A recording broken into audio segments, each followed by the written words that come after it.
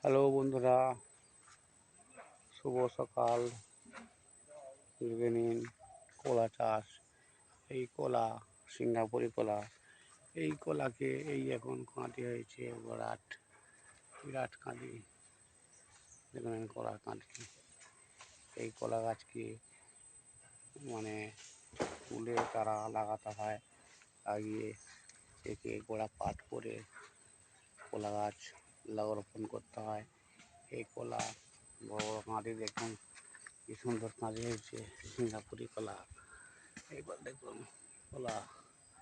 কলা চাষ বেকার ভাইয়েরা, আপনারা চাষ করুন। দেখুন এই কলা গাছকে 5 হাত সাইডে 5 হাত আপনার ড্রেন যে হবে, সাইডে 5 হাত ছাড়া করতে হবে।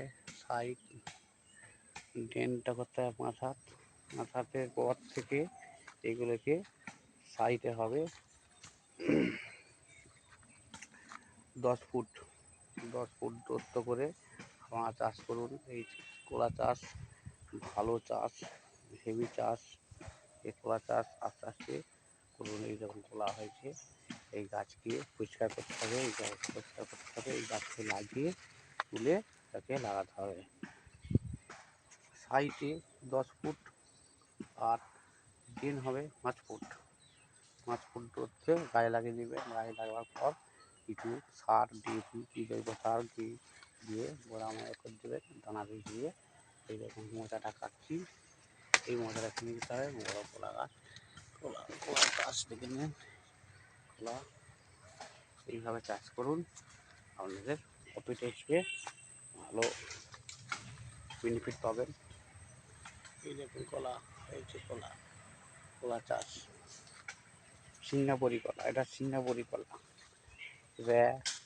5 কাঠা 10 কাঠা যদি লাগিয়ে রাখতে পারেন, এই গাছ আস্তে আস্তে আপনাকে ফল দিতেই থাকবে।